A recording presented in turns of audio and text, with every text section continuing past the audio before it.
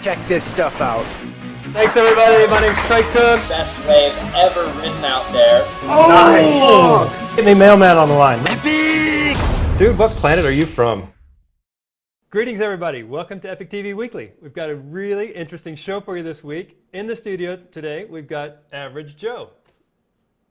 Hi. Is this on? Oh yeah, that's on. Do I still get my free t-shirt? Yeah, you get that later, but Okay. first, tell me what you know about adventure sports, adventure news. Well, I kind of know I just know about three things in life. I know about my mum. She's a lovely lady. You'd like her, I see. I know about my age? Yes, a little bit older. I know about rugby. That's national sport in Scotland, Okay. kind of. Not Yeah, so we're getting there, adventurous, sports. but, And I know about base jumping. Oh yeah? Yeah. All right. You know anything about the Moguls to Manaslu crew? I do actually. I've been reading about that on the EpicTV blog. Have you now? Yeah. It's so it's guys. It's Glen Plake, Greg Costa, and Rémy Lécluse. That's it. They're on Manaslu right now. It's the 8th highest mountain in the world. Yeah. They have just come down from Camp 2. They had planned to climb to Camp 3 and weather out a storm, but then they've got a more recent forecast that predicted 30 centimeters of snow over the next 3 days. That's a little heavier storm than they anticipated. Nice. So instead they went back down to base camp. They are going to rest and recover and then head back up, establish Camp 3, Camp 4, and maybe even gun for the summit. Yeah, the way they work, in order to acclimatize, they climb to Camp 1 first, come back down to base camp. Camp 1, establish Camp 2, then come back down to 1, base camp, recover, 1, 2, 3, and then come back down. And that enables them to climb slowly up and slowly acclimatize to the high altitudes. Correct me if I'm wrong, that is called a siege tactic. Siege tactics, exactly. Yeah. You know a lot about this climbing There's some thing. pretty good writers on that blog of yours. Yeah? Yeah. All right. Yeah. And then, so how high is Manaslu? It's 8,146 meters. Yeah. It's the 8th highest mountain in the world. Awesome. So the highest is obviously K2, yeah? K2 is the second highest. Mount Everest is the highest mountain. Okay. Okay, so maybe you don't know everything about mountains, but you did say you know a lot about wingsuitering. Yeah, exactly, yeah. So I'll just, so basically the ProBASE wingsuit race is happening on the September the 13th to the 16th. That's this weekend. Which is this weekend. It's happening in Lauterbrunnen, which many people say is the Mecca of base jumping and wingsuit flying and stuff like that. Big names going. Ludovic Vert, I think that's how you pronounce it, is the French dude who basically everybody's saying is the favourite. He's like the number one all-round wingsuit pilot, but he hasn't won this thing yet. Espen Fadnes, Norwegian dude who was on EpicTV, who we like. Yeah. Well, I like. EpicTV Weekly a couple of weeks back with Jokke Sommer. Jokke Sommer, exactly. And he won it in 2010. Okay.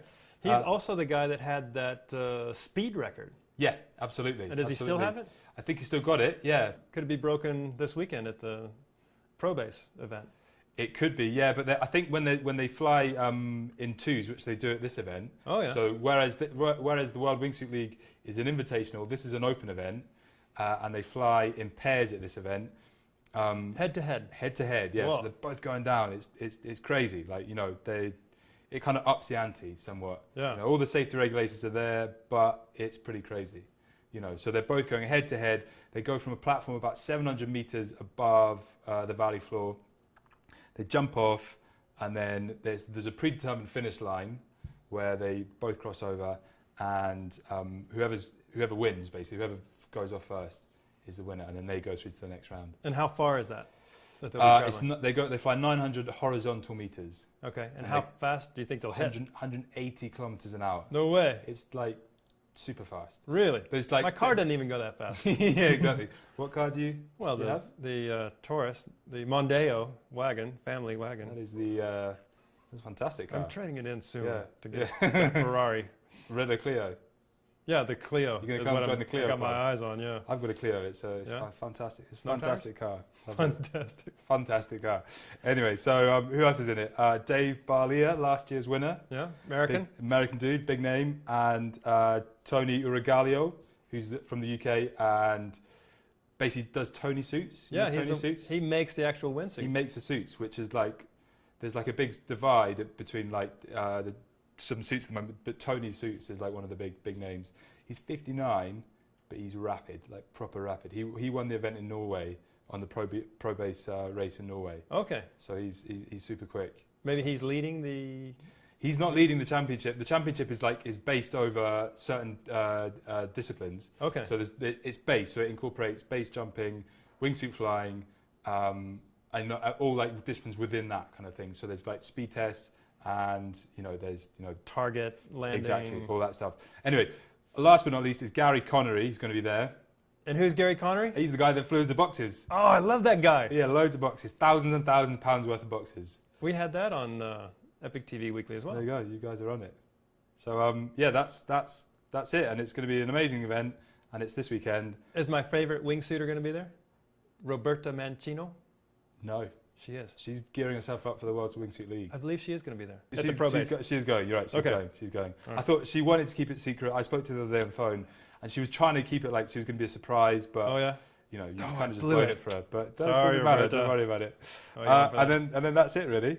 All right. Yeah, so it's going to be a cool event. Before you leave, I should also tell you about another phenomenal achievement in mountaineering. Yep. Hayden Kennedy and Kyle Dempster have climbed the Ogre. It's this crazy peak in Pakistan. It's not the world's highest peak, but it's just got this crazy history. Sir Chris Bonington and Doug Scott climbed it in 1977 for the first time. Yeah. Doug Scott famously broke his legs on the descent. Both of them. Both of the legs. Yeah. Ouch. So they had this epic descent. It was a huge story of survival and just wild story. The second climb was a totally new route, put up 25 years later. Yeah. And this is the third route ever. Again, a fully new route. They went up a totally new face? Yeah. Wow. Amazing. And these are the same guys that climbed the first ascent of the east face of K7. Oh, yeah, with Urban Novak. Yeah, which you might have seen in EpicTV interviews. Yeah, I did. Yeah. It was good. Urban left after K7 to go back and start on his PhD. Of course. He's an intellect. Yeah. Yeah. But Kyle and Hayden went on to climb the Ogre. Amazing. That's stamina. Yeah. They haven't got jobs. Remarkable achievement, no. They're probably going back now to sign into the Dole. Yeah, exactly. Right, okay. Exactly. And one last story. Yep. We should talk about the Hurley Pro, but... Dave Mailman? Yes, as a matter of fact. Do you want me to get on the line? Well, okay, go ahead. But after that, get your T-shirt and get out of here. Get me Dave Mailman on the line. Hey, Trey. Yo, Dave, how's it going? All good, you? All good here. How's the surf in Hossegor? I'd love to say it was absolutely epic, but it's onshore and raining, so I haven't even been down to look. I guess you have to have the bad days to make the good days even better, huh? That's exactly right, but fall is in the air, so that means plenty of good sessions are on the way. There you go. There you go. So, hey, man, the Hurley Pro is starting this week in your hometown backyard. Tell me, what's that all about? Well, first of all, it's lower Trestles, which is pretty much the best high-performance wave in the world. For everybody who really enjoyed seeing all the big barrels in Fiji and in Tahiti, it'll be a bit of a letdown, but for everyone who loves modern surfing and seeing lots of fins-free maneuvers and big airs, they will be well served. Once again, it's a World Championship Tour contest, so all the best in the world are going to be there. Kelly Slater, Mick Fanning, Joel Parkinson, et cetera, et cetera, et cetera. But, and another thing, it's the biggest prize money on tour too. There's an extra $30,000 US on top for first place. Okay, you said it's a high performance wave as compared to like Chopu and the wave we saw at Fiji. Does that mean we can expect a different crew of leaders? I'd like to say so, but the best surfers in the world, Trey, are the best surfers in the world in all conditions. And to give you an example, Kelly Slater, who got first in Fiji, he has won 4 of the last 5 years at Trestles if you had some money to put on the contest, you'd probably say that Kelly would be the out-and-out favorite. The other two guys who have won a few times in the past couple of years, Mick Fanning, surprise, surprise. He won at Bells Beach and at Chopo in Tahiti this year and got third in Rio and Fiji. He's leading the rankings.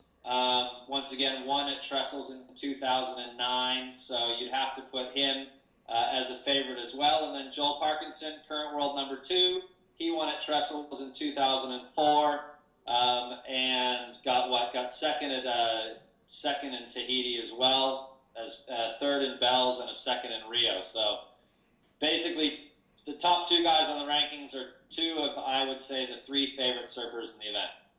Okay, and you mentioned those guys. It sounds like the race at this point is wide open. Is that correct? It really is.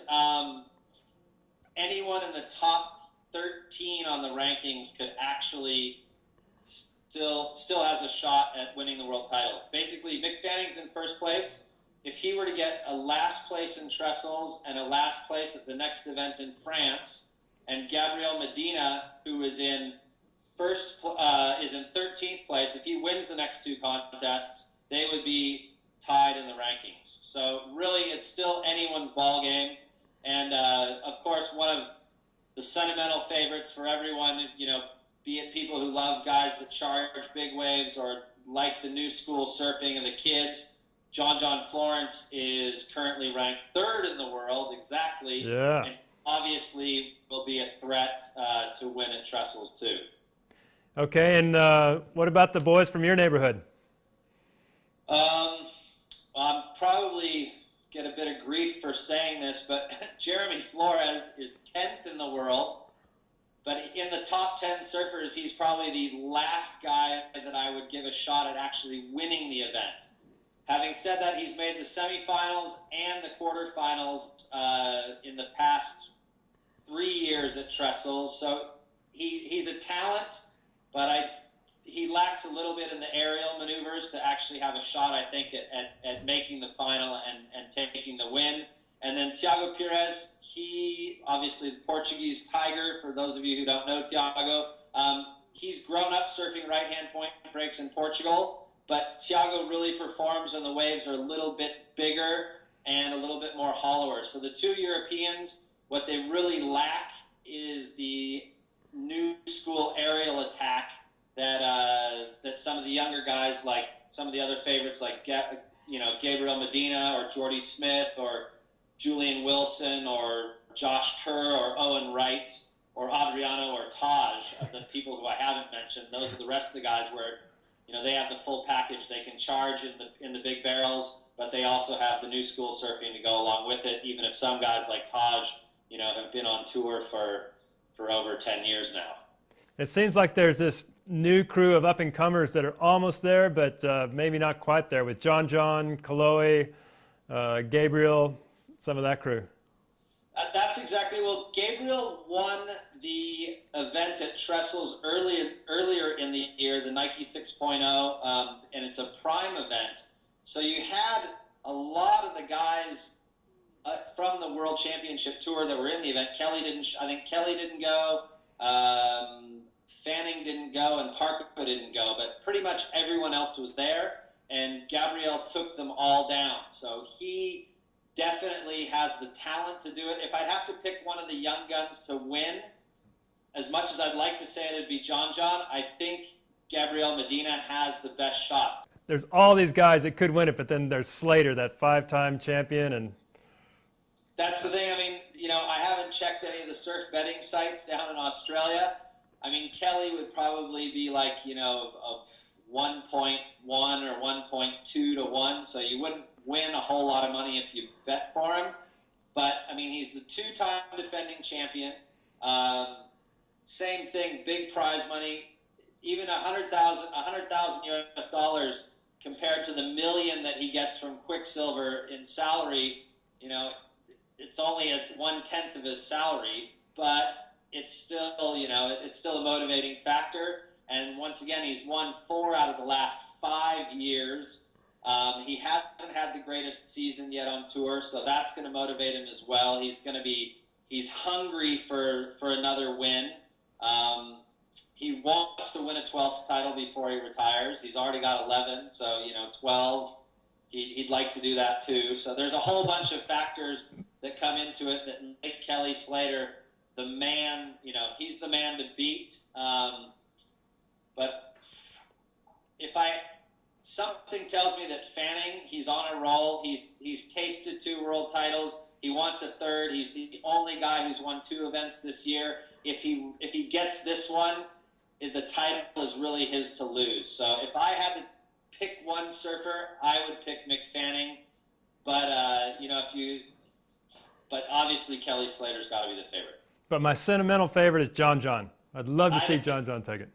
Dude, John John is everyone's sentimental favorite. I would love to see John John win. Remember, he won in Rio this year, so he already has 1 Elite Tour victory. And Trestles plays to all of his strengths. It's a perfect right and left-hand peak. Anyone who watched the custom airstrike, aerial contest that's still online, you can still vote. Go do it if you haven't yet. You can find all the information on any of the surfing, the EpicTV. I've talked about the custom airstrike a bunch. John John, he can do every air in the book, and he is one of the top, let's say top 3 tube riders on tour. There's not a whole lot of barrels at Trestles, but if you can get a clean one, you'll score big. And if anyone on tour can get tubed at Trestles, it's Kelly Slater and John John Florence. And speaking of tubes, what's the forecast? Dying southern hemisphere swell for the first 2 days of the waiting period. That's Sunday and Monday. New swell filling in from Tuesday. Biggest days of the event, Wednesday and Thursday. That new swell dropping off on Friday. But what's good about the swell in the middle of the waiting period is it's actually 2 swells running together, so it'll be really consistent surf, which a lot of times you get at Trestles. You'll get good waves, but then there'll be like 15-minute waits between sets. We should see really consistent surf through the middle of the week, dying off again from Friday midday into Saturday. So we're looking to start the event in waist to shoulder high surf, head high to possibly a foot or 2 overhead during the middle of the week, and then dying off for the last 2 days of the waiting period. So there's 2 scenarios. We either start on Sunday, take Monday off, and surf Tuesday, Wednesday, Thursday, and finish on Friday, or they'll wait to start with the new swell as the new swell fills in on Tuesday and finish the thing off next weekend on Saturday. All right. And tell me, where do I tune in on this? Is there going to be a live feed? There will be a live feed as always, and if history has anything to tell us about the Hurley Pro at Trestles, it will be one of the best webcasts of the season. They have like 10 cameras, about 100 people in the commentary booth, that obviously not all at the same time because it would be a little bit crowded and sweaty in there. They got Jody on the beach doing the interviews along with Peter King. So they've got some great beach interviewers. They basically got a great crew, and you can check it all out at www.hurley.com/HurleyPro/live. All right. Perfect. I guess that's about all I can get out of you for this trip. That's all I got down on my cheat sheet either, Trey, so it's all good, man. Once again, everyone, enjoy all the action from the ASP World Championship Tour, the Hurley Pro at Lower Trestles. That's the next stop. It's going to be full of action, and thanks for tuning in. As always, Trey, and the rest of you out there, it's been epic. Aloha! All right, so that's it from the world of surf. Also in the news this week, the Real Rock Film Tour is premiering, and one of the films I'm most excited to see is a movie called Wide Boyz. It's about 2 guys who go to climb the world's most difficult off-width crack. Now, we had them on Skype earlier this week. Let's see what they had to say. Tom and Pete, welcome to the show. Hi. Guys, let's start from the beginning. What is it about off-widths that terrifies me so much and sends people running?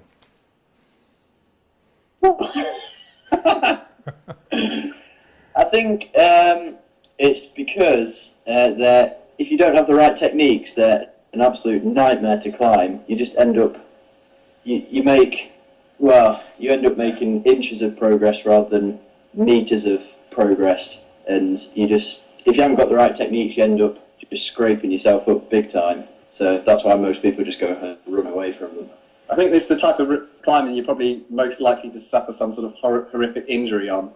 So it's a particular type of crack climbing, but it's not a normal crack. Can you tell me a little bit more, describe it a little bit more in detail? So normal crack climbing is where you'll climb cracks or splits in the rock where you can fit your fingers into the crack or the size of your hand.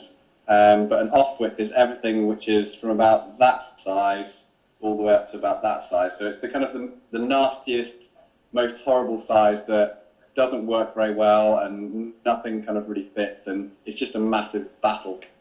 It's a massive battle. It's brutally physical and terribly insecure.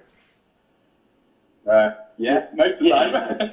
Yeah, because I think the size, basically, it's bigger than your fist, so you can't get normal hand or fist jams in, but then you can't get your whole body in either, so you can only get like half your body in. So you end up having to use like stacks like this, or like get your knee in, or get your an elbow and head in, and anything you can really. Anything goes. There's no rules. It's like Ultimate Fighter. You just do whatever. I love that analogy. That's perfect.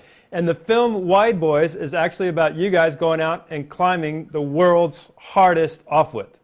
Well, potentially the hardest off-width. Yeah, we got to wait until someone does it again first to confirm that, I guess. Okay. But I think me and Pete have done it. We did it twice each, and that was probably enough for a lifetime. I'm not sure I can really ever doing that again. Okay, and tell me the name of the crack, where it's at. Tell me what it's like. Kind of describe it for me. So the route's called Century Crack, and it's on the White Rim in Monument Basin. And oh man, it's really hard to talk. I can see your videos playing in the background. I can't talk whilst watching hand stacks. It gets me too sweaty. Hey, you tell me where it is. I can't remember where it is. Okay. I get lost all the time, by the way. I'm not a good person to ask where it is. Can't find his own bathroom. Yeah. No, it's in this place called Canyonlands, and more specifically in this like area called Monument Basin, and you have to take a kind of 3.5-hour 4-wheel drive ride down there to get there, and then you kind of camp out near the base of it and have in, and then go and climb it. All right, and it was first climbed in 2001 by Desert Rat Crusher Bartlett, who aided his way up it. Yeah, that's right. Yeah. He was the guy that actually took us down there to go and see the route and drove us down in his 4x4 and kind of just treated us like I guess kind of like a real guest, really. Again, describe the crack for me. Describe how long it is, what angle it's at, the difficulties. Okay, so basically it starts off and it's a kind of wide hand crack, and how long is that for? Maybe about 20 foot. Yeah, so about 20 foot, and then it kind of makes a little dog leg, and then it goes into this 120 foot of horizontal. How wide is it? 5 inch? Yeah, 5 inch. 5 inch. So size 5 friend for like 120 foot, and then after all this horizontal, it kind of barrels out.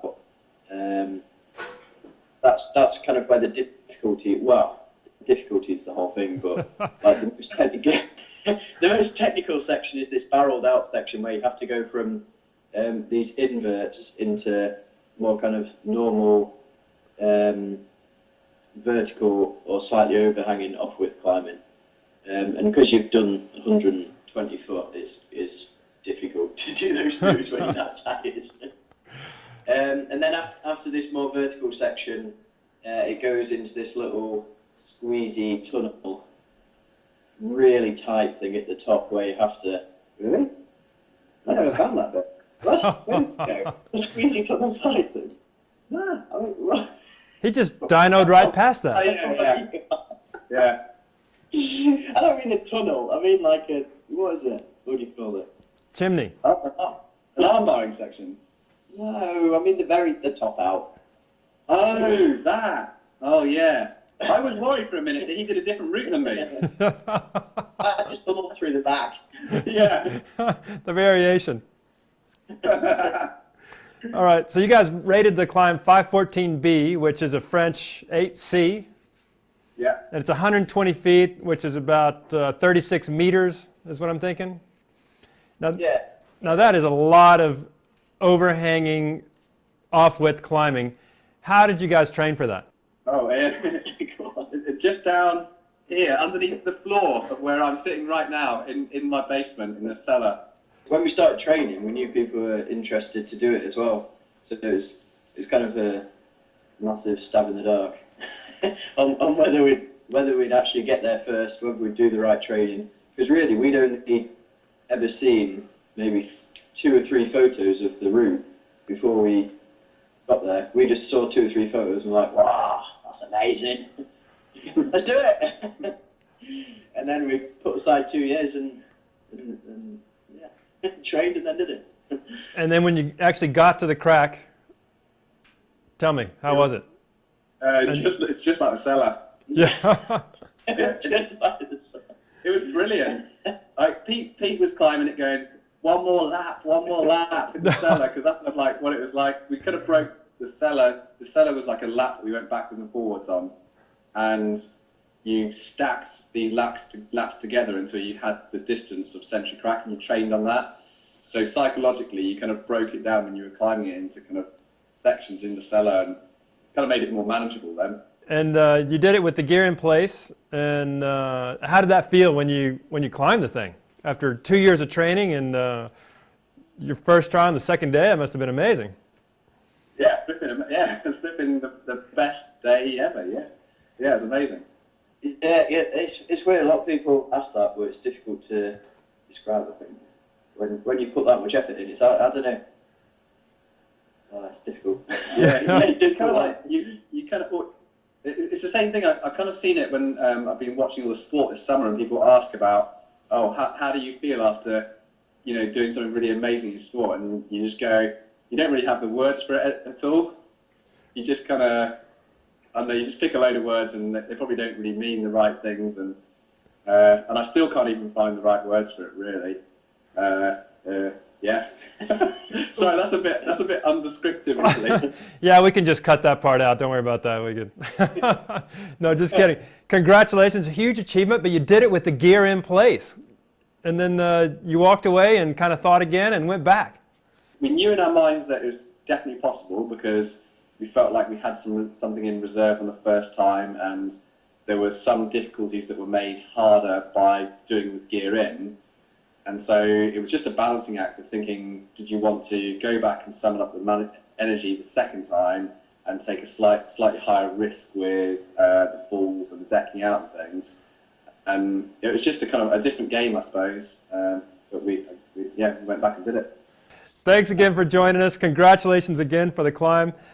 Not as excited about seeing the movie now that you've ruined the ending for us, but no, really excited to see it. And hey, best of luck to the future for you guys. Come see us next time you're in Chamonix.